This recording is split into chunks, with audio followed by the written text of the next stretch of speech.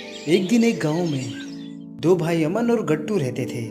अमन के पास धन दौलत की कोई कमी नहीं थी, लेकिन गट्टू बहुत गरीब था। वो एक छोटी सी झोपड़ी में अपनी पत्नी सीमा और अपने बच्चों के साथ रहता था, जबकि अमन पक्के मकान में अपनी पत्नी के साथ रहता था।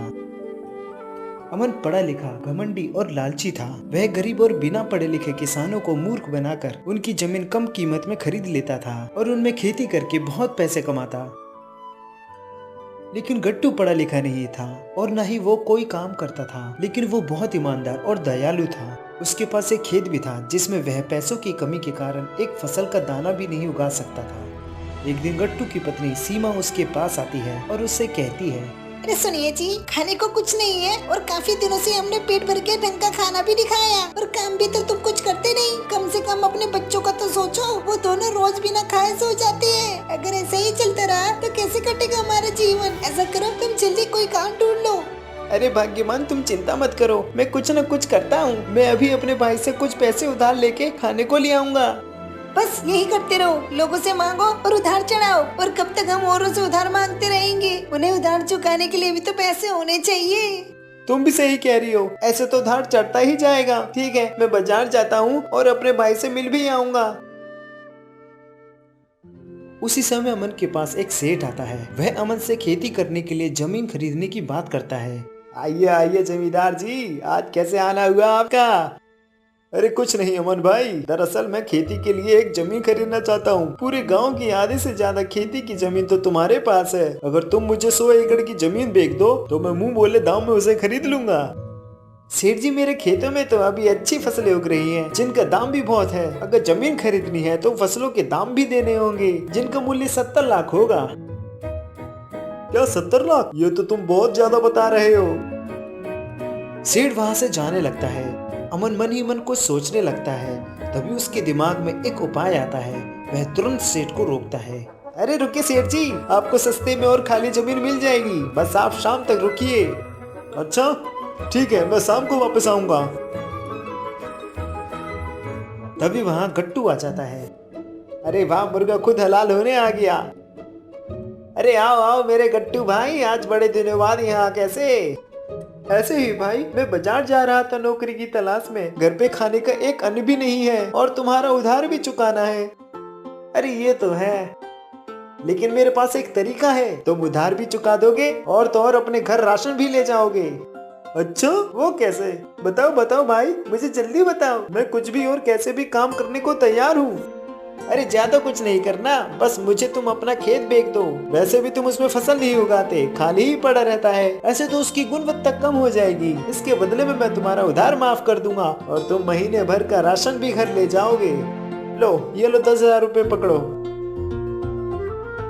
क्या बस 10,000? नहीं नहीं, बिल्कुल नहीं। तुम मुझे 10 लाख भी दे दो, तब भी मैं अपनी जमीन नहीं बेचूंगा। वो खेत हमारे माँ पिताजी की आखिरी निशानी है, उसे मैं बिल्कुल भी नहीं बेच सकता। तुम अपने पैसे अपने पास रखो, मैं खुद काम करके तुम्हारा उधार चुका दूंगा, चाहे खाने को राशन मिले या ना मिले। गट्टू वहाँ से जाने लगता है। गट्टू को जाते देख अमन को बहुत गुस्सा आता है। तभी वो गट्टू से सारी जमीन हड़पने के लिए उसे सबक सिखाने का सोचता है। वह अपने गुंडों को गट्टू को पीटने के लिए बोल देता है। जाओ इसकी पिटाई करो और इतनी करो कि ये कई महीने तक उठ ना पाए।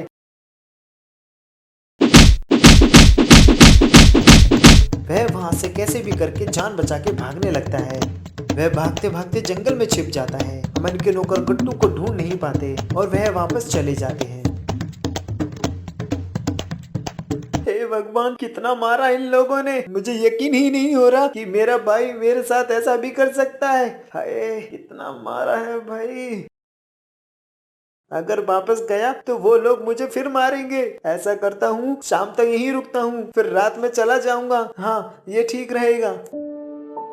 गट्टू रात को जाने का फैसला करता है। वह एक पेड़ के नीचे बैठ जाता है। रात का समय हो जाता है। गट्टू अब भी उस पेड़ के नीचे सो रहा होता है, लेकिन उस पेड़ पर एक भूत बाबा रहता था। वह गट्टू को देखता है और उसके पास आता है। गट्टू, गट्टू,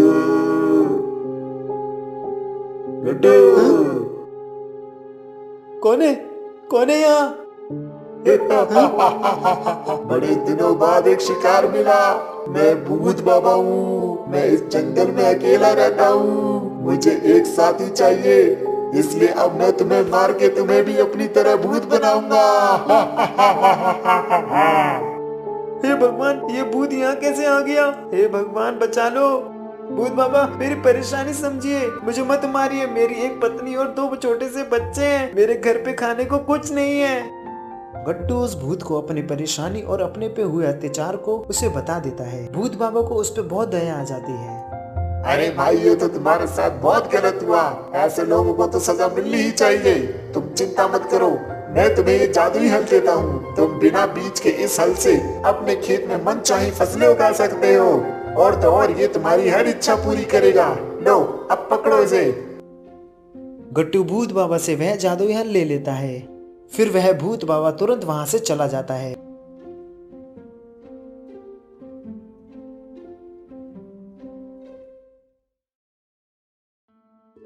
अगले दिन गट्टू उस हल को लेकर अपने खेत में जाता है और उस हल से अपने खेत को जोतने लगता है। जैसे ही वह खेत जोतता है, उसमें से अचानक हरी भरी फसलें उग जाती हैं।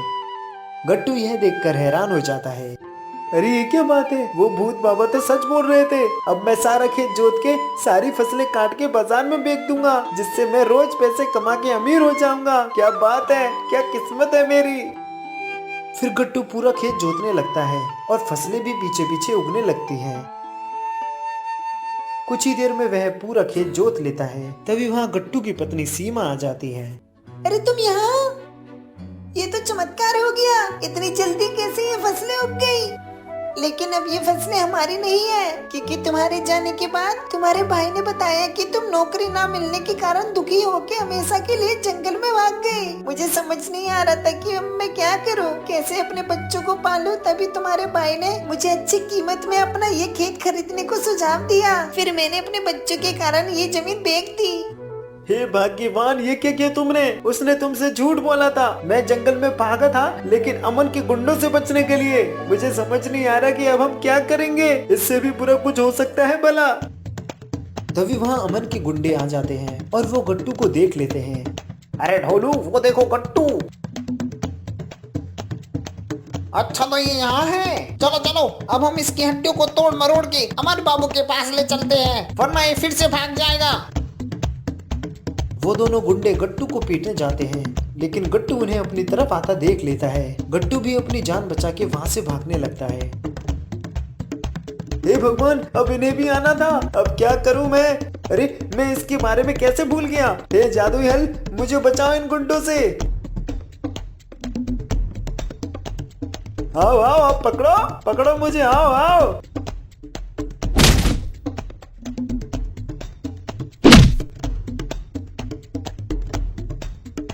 गट्टू हवा में मजे से उड़ ही रहा था कि उसे अपना भाई अमन दिखता है, जो सेठ को धोखे से गट्टू की हड़पाई जमीन को बेच रहा था। लो सेठ जी, ये रही आपके जमीन के कागज, अब लाइए मेरे 10 लाख रुपए। गट्टू को यह देखकर बहुत गुस्सा आता है। तभी उसे एक उपाय आता है। गट्टू हल की शक्तियों से अमन को सबक सिखाता है।